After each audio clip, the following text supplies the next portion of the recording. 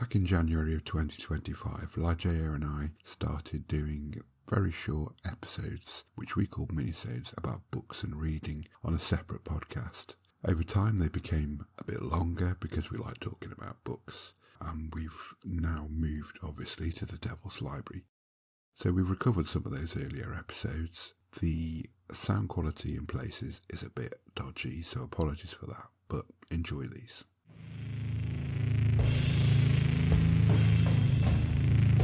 Hell is empty, and all the devils are here.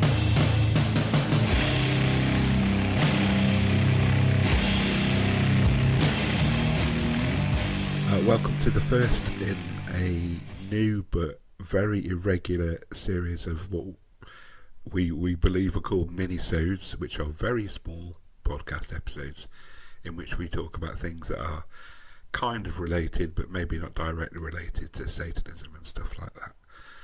This first one is going to be about a book that Ligeia and I have both read, and it's going to be part of an ongoing series about books and reading. And the book that we're going to be discussing is A Short Stay in Hell. You ready, Ligeia? Yes. Hail Satan. Hail Satan. So, A Short Stay in Hell. What did you think? Yeah.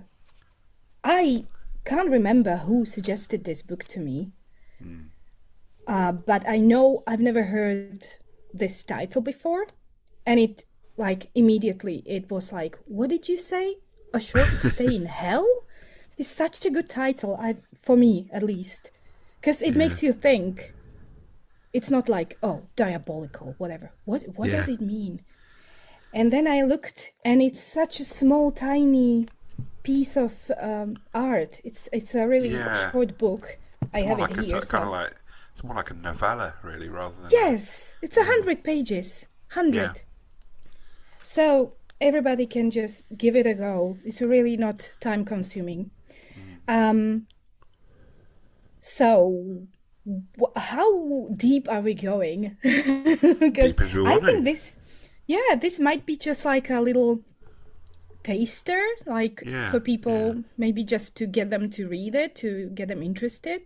So there is no big spoilers in this book, I would say, because it's not like a conclusion or, oh, there is a murder, somebody killed somebody. It's not like that. It is a book that makes you think. Do you know what it reminded me of, in a way? It reminded me a bit of House of Leaves. It does! Yeah. Yeah, it's the same feeling. Like I can't put words into place. But it just makes you go to places in your head where you don't go usually. Or it's just like creates these questions in you. I love that. And what this is not like it reminds me of, but it's mentioned in the book actually, that he was inspired by, I have the other book here, Jorge Luis Borges. Oh, the Library of Babel, yeah. Yes. I don't speak Spanish, so I'm sorry if I'm butchering his name. Sorry. Please leave a comment or just correct me. But yes, so I also read that one, just the story. And that was also first time for me. So I now know what inspiration he took from there. And also that is just such an absolutely fascinating concept. Yeah. So I don't know what you think. Yeah, no, I read the Library of Babel, I reckon about 10, 11 years ago. Ooh. And I really enjoyed it. Yeah. But I enjoyed this more. Maybe because it's Me kind too. of like more... I don't know. It's maybe because it's more up to date and it's more kind of like relevant to... Contemporary. Yes, contemporary, that's the word. This is just 10 pages. I'm just checking. The Library of Babel is 10 pages. Yes. It's short. Yeah. It's not that easy to read. No. This from Steven Peck, The Short Stay in Hell, is very easy to just pay attention to. I suppose It's we not should like kind of like complicated. give a bit of. I mean, the background to A Short Stay in Hell is there's a guy, he dies and he goes to hell because his faith, he chose the wrong faith. Basically, he was a Mormon in life, and it turns out that Zoroastrianism was the one true faith, and so he goes to hell, and which in itself is kind of funny. It was so funny. Yeah, but the book. Not to make jokes. I mean, it starts off quite funny, and then gets really dark really quickly. Exactly, I was so confused because I actually couldn't stop myself from like underlining the depiction of the demon. It wasn't Satan, or it was just one of the smaller demons. This guy, after dying, ended up. I think it was like 5 people who died. 5 or 6 people in the same little room with this demon. And the description, I will not spoil this. Please, people, go and read the depiction of his name is Zandern. Never heard that name. I don't know. Maybe it means something. But he was scary to them. But he behaved with such like grace and elegance, and he was so funny and kind. It was so confusing. He was kind to these dead people, and everybody was just confused. Why? Nobody thought, like, oh, I don't belong here. There's a mistake. Nobody thought they belonged to hell. Yeah. Nobody. That was one of the interesting stuff. Like, maybe that's how it is. I think, well, yeah. I mean, maybe that's true for all of us. None of us really think we're bad people. But, no. Right. I mean, as it turns out, you don't have to be a bad person to go to hell. If you believe, first of all, if you believe in that concept, we don't. But the idea of being punished for how you behave in this life, how you treat others, is interesting because we should have some morals. So these people all thought they have huge and high morals. Each one of them was like, but I was this and this in my life. And like one of them was Christian. I was sorry, all Christians, but he was so unhappy because he was like, hold on, but Christ saved my life. I really, you can go check all my life. And the demon just stopped him. Like, you had the wrong faith, mate. Sorry. Yeah, no. That isn't gonna help you here, so bye. And the thing is, each one of these people has then been sent to a different hell. And the story of this book is about this one guy that you mentioned, this Mormon guy, who ended up in a hell that was according to the life he lived, which was he loved books. So the demon was like, okay, let's see. So you loved books? Okay, bye. And the guy wakes up in a library. The worst library in the world. The worst. And he doesn't look so bad at the beginning. Like, no. He's confused. You do kind of think to yourself, actually pretty. Yeah. Do you know what? There's a bit near the start when they first go into the library. And basically the premise, the demon says to them, if you can, I won't give too many spoilers, but he basically says, if you can find an accurate telling of your life, then you basically, that lets you out of hell. You can leave. Yeah. So the job is in this huge, massive library to find the accurate story of your life. And then there was a bit that said, and there's also books about Zoroastrianism if you want to read them. And I thought, at that point, it's a trick. He's trying to get them to read about Zoroastrianism and convert, and then they get out of hell. But they didn't do that. No, but you know why? They haven't found, like, he was surrounded by other people who ended up in this library. I don't know if this is a spoiler, but how do I approach this? He was surprised that he can only see white people for such a long time. Like, Yeah. for example, yeah, and it just kept bothering his mind, like, where are other races? Where is anybody else? Why can I always just see the same faces, the same, like, like we white Yeah. people? Yeah. Yeah. And he was so unhappy about that. Just one moment of that.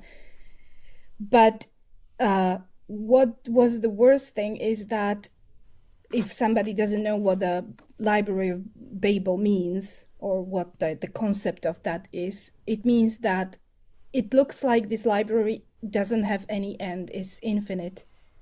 But you are told it's not. There is an end. Yeah, he does. What's the demon's name? Is it Xander? Something like that? Yeah, Did he Xander. say? It's a like X. Yeah, yeah. Xander, Yeah. Xandern. Sorry, Xandern. Xander, yeah. He says at one point, I think it's him, there's more books in the library than there are atoms in the observable universe. Oh, yeah. Like, you can't imagine that number. It's impossible. No, but it is a finite number.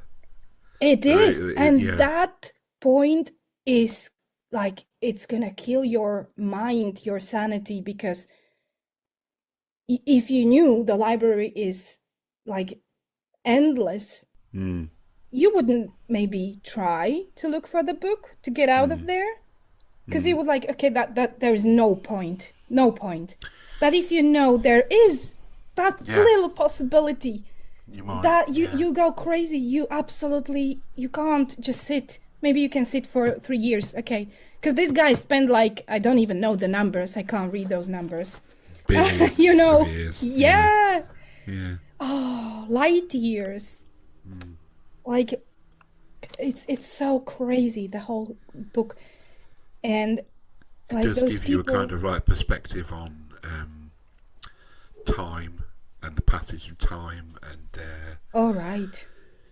Yeah. Yeah. It was. I mean, there were parts of it, and I was thinking, "Oh my god, this is hurting my head." About, as he was describing the length of time of things that were happening, and it was like, "Oh, this is too much." It was too much. It was really, as you said, like the beginning. The beginning was kind of funny. If this idea of ending up in hell can be funny, but then it went to these concepts of like, what? Like, you end up in a place that is supposed to make you actually really happy because you love books. Yeah. And it's so twisted. Yeah. That you don't know what to think. You don't know what to do. Well, yeah. I mean, I think for people like you and me, if someone said, if this kind of like demon from hell's HR said to us, "You're going to spend eternity in a library," we'd be like, "Oh, brilliant. That's great. Yeah, brilliant. Welcome home." And then you find out what the library actually is, and you're like, "Oh, shit." Right, because all those books this guy went through, they did not contain anything. Because, like it said, there is a book of just a letter A. All the pages are little, like capital A, and one small, like, I don't know, dot. Yeah. Then there are books with, or just small A's, and one capital A. And then there are all the stories that have ever been written. They will be written. They could be written. Yeah. What? It's every possible combination of words that could ever be. And then you think, well, that can't be too much. And then you think, oh no, it is actually a lot. I mean, that's billions, literally. And it's also not just English. It's any language possible. Yeah. What? Yeah, like, you can't imagine. I spent like so much time thinking about it, and I didn't get any closer to anything. It was just like mind bending. I loved it. Oh, it was great. It was a fantastic book. It really was. Yeah. I think was it, when it was suggested to you, was it suggested to you as a horror story? Because it was to me. I somehow remember, I think it was a YouTube channel that I follow, and this guy reads everything, and so it's not like a horror channel, but I think he mentioned that he would consider this being horror, which I understand why. Yeah. Yes, it's not horror in the kind of like, the little girl's possessed, or even like the serial killer's out to get you. It's more like a kind of existential horror of the universe around you. Oh, yeah. Yeah. Like complete fiction, because, of course, obviously, it's not, there's no body horror, even though, like, there's death and stuff like that, but it's not like that. It's beautifully written. It's all very, I would even say sterile. You know, like the library is clean, everything is clean. It's almost so like it's a laboratory for experimentation. Yeah. And I think it was that aspect of it that reminded me of House of Leaves, was that kind of, because the kind of like the house that the Navison recordings were done in House of Leaves, that was described as being kind of like sterile and empty. So I mean, I see that. I mean there were differences, obviously, but it just I know what you reminded me of that kind of like enormity, that immensity of space. Yeah. It's and like possibly liminal. Yeah, that's yes. I mean, is that the word? Yeah, liminal space. Yeah, you're absolutely right. Yeah. And it's that kind of thing. I mean, it is horror. It is horror, definitely. I mean, you and I have said to each other before that we both like the Kane Pixels videos on YouTube. I do, yes. And that series that he Backrooms. does, the Backrooms, yeah. That series that he does has got that idea of liminal space as well. Yes. Yeah. Oh God. Yeah, I started following that like years ago when it was like new, and I couldn't even watch it. It was so. And there is a game. I also have the game, like PC game. Is there a game? I didn't know. The Yellow Rooms. Yeah. No. It's not a nice feeling. Yeah. No. So I definitely do. I do think it falls into the category of horror. I think so. Yeah. And it's one of those clever horrors. It's not just like a slasher. Okay, fun, haha, read. This will stay with me. So maybe this is why we chose this book for the like first episode. First of all, it's very short. Yeah. And it is interesting for those of you who have never heard about it, or maybe you have opinions about it. I don't know. Maybe somehow reach out, share. I hope what we've done in this very short episode is convince you to read it. It's really good. Short Stay in Hell by, what's the author's name? Steven L. Peck. P-E-C-K, isn't it? Yes. Yeah, Peck. And, we'll be doing more of these. We don't want to tell them what the next one is, do we? No. Let's don't. We have chosen a book. We are, like, more of us reading a book. And we will follow up with a new episode about that book. So we are not going to tell you what it is now. But it's a classic. It's a classic. Right. Okay. I think that's it from us. Yes. Okay. All right. Well, Thank you for listening. Yes. And hail Satan. Hail Satan.